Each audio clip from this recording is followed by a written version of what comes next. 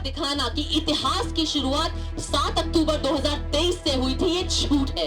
अगर आपको उन 200 हॉस्टेजेस की बात करनी है जो हमास के पास है, तो आपको उन 10,000 फिलिस्तीनियों की बात करनी होगी जिन्हें इजराइल ने किडनैप किया है। दुनिया में पैदा हुआ हर बच्चा महत्वपूर्ण है। ऐसा नहीं है कि गोरों के बच्चों की जानें ज्यादा कीमती हैं और एशिया और अफ्रीका और लैटिन अमेरिका के बच्चों की जानें थोड़ी कम कीमती हैं। उनका प्रोपेगेंडा इतना कमाल का था कि हमें एक बेसिक बात जो कि फैक्ट है, जो कि हिस्टोरिकल फैक्ट है, वो कहने में 3 बार सोचना पड़ता है।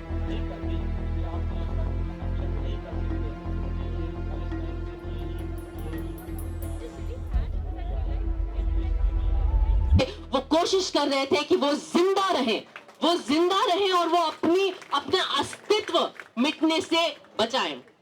आज इजरायली हुकूमत ने सरेआम खुलेआम कहा है कि वो जो गाजा में कर रहे हैं, जो नरसंहार कर रहे हैं, वो फिलिस्तीनी अस्तित्व को, फिलिस्तीनी जमीन अस्तित्व और जान को मिटाने की मुहिम है।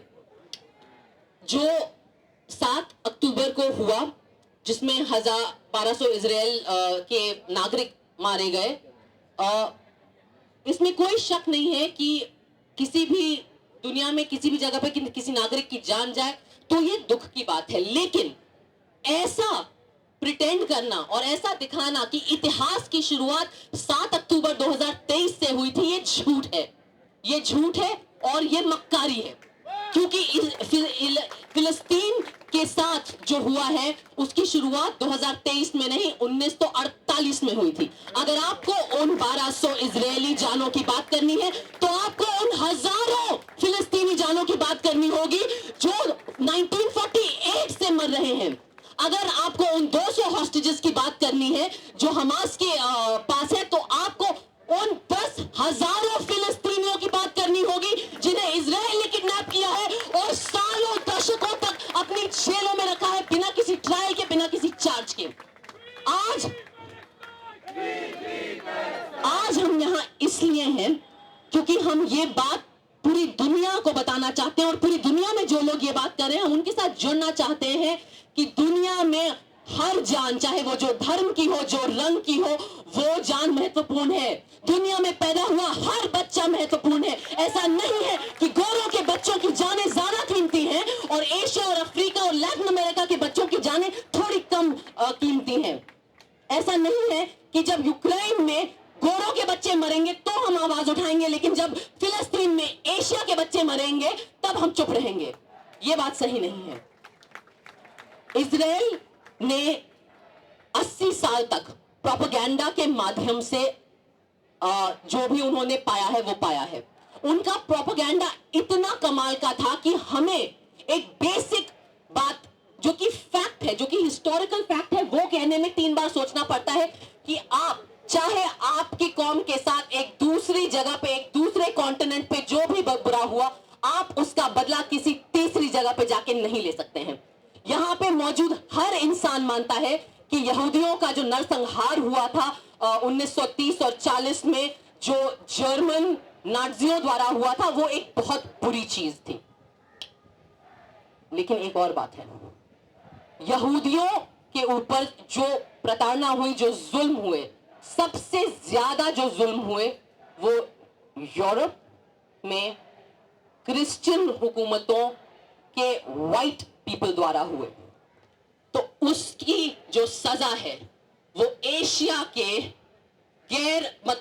के फिलिस्तीनी जो एक ब्राउन एशियन पॉपुलेशन क्यों दे। बहुत सिंपल और बेसिक बात है। अब मुझे पता है कि ये लाइन जो है इसको बहुत ज्यादा हेडलाइनों में कंट्रोवर्शियल तरीके से निकालने की कोशिश करी है, लेकिन ऐतिहासिक फैक्ट को बोलना किसी धर्म के खिलाफ नहीं है। अगर आप फिलिस्तीन का इतिहास देखें तो उस जगह पे यहूदी, मुसलमान और क्रिश्चियन पॉपुलेशन सदियों से रहे हैं और वो बहुत अमन चैन से रहे हैं। ये जो लड़ाई है ये एक यूरोपियन हिस्ट्री का कलंक है जो वो एक एशिया के देश पे ब्राउन लोगों के ऊपर आके धोने की कोशिश कर रहे हैं। ये बात करना एंटीसेमेटिक नहीं है, ये बात एक फैक्ट अक्टूबर के बाद जो गाजा के लोगों पे जो बर्बरता हुई है, जो जुल्म उन्होंने झेले हैं, जो नरसंहार हो रहा है, जिस हैवानियत और दरिंदगी के साथ इजरायली हुकूमत अपनी हरकतें कर रही है, उसने इजराइल के प्रोपेगेंडा का पर्दाफाश किया है। वो जूइश हॉलोकास्ट और यहूदियों का हिस्टोरिकल ट्रॉमा इस्तेमाल कर रहे हैं अपने जुल्म के लिए।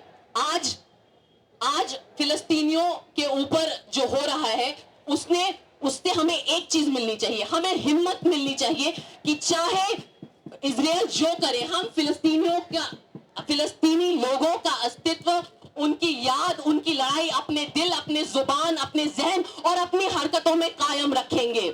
पूरी दुनिया में जो हुकूमतें हैं वो कोशिश कर रही हैं कि फिलिस्तीनियों के साथ लोग ना जुड़े, लेकिन फिर भी आम नागरिक पूरी दुनिया भर में कोशिश कर रहा है और फिलिस्तीनियों के साथ खड़ा है। मैं आज यहां से सिर्फ ये अपील करना चाहती हूं कि ये जो हमारी मुहिम है ये यहां खत्म नहीं होती है। हम सबको वापस जाना है, रोज टेक्नोलॉजी के माध्यम से, सोशल मीडिया के माध्यम से, अपने फोन के माध्यम से, ट्रेनों में, बसों में फिलिस्तीन की कहानी जिंदा रखनी है। छोटे से छोटी पहल अपने घर में शुरू करिए, चाहे वो एक चीज बॉयकॉट करिए, आप एक छोटी सी चीज बॉयकॉट करिए, पर करिए जरूर। और जितना इजरायली और ज़ायनी हुकूमत कोशिश करे फिलिस्तीन का अस्तित्व मिटाने की, उन लोगों को खत्म करने की इस देश से, उतना हम सबको कोशिश करनी है कि हम फिलिस्तीनी लोगों की आवाज और उनकी जंग जिंदा रखें अपने दिल में, अपने जुबान में। एक बार मेरे साथ बोलिए, free free Palestine, free free Palestine, from the river to the sea, from the river to the sea. बहुत बहुत धन्यवाद।